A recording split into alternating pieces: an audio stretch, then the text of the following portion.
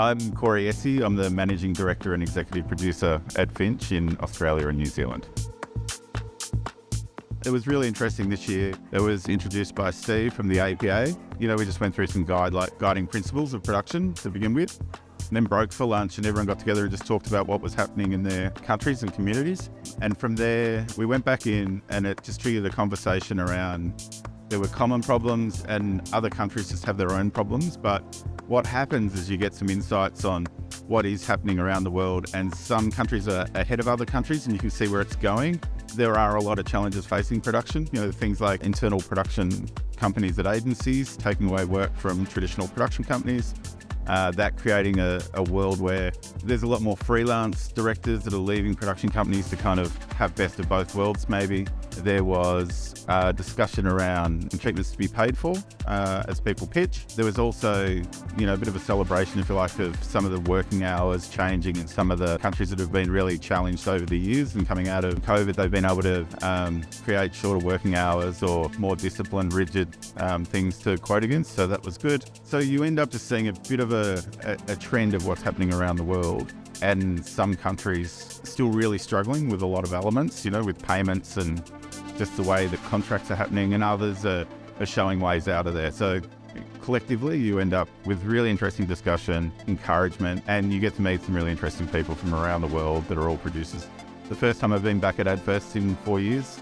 We obviously had COVID in between. Like everyone, we entered in not knowing what was going to happen, and we slowly saw production creep back in different forms.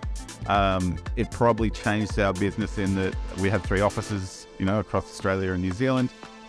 We did bring a lot more online, which has reduced our, need for travel, if you like. Connection was important, so we really focused in on getting the teams together every day to check in on everyone. But coming out of that, I think we've just diversified a little bit with the business, We're a film production company at its core, but we also have other businesses that we're investing in the education space, in post-production, in technology, and also in experiential. The industry changes every year, and you obviously follow along with some of those trends, and, we're starting to see the rise of, things like TikTok and the shorter forms of entertainment. But there's also great opportunity, we think, in bringing what we know and our skill set to things like education. And, we've created a program called Creatable, which creates education tools for poorer countries to teach kids different ways of using STEM in their, in their environment to better their communities and give them opportunity.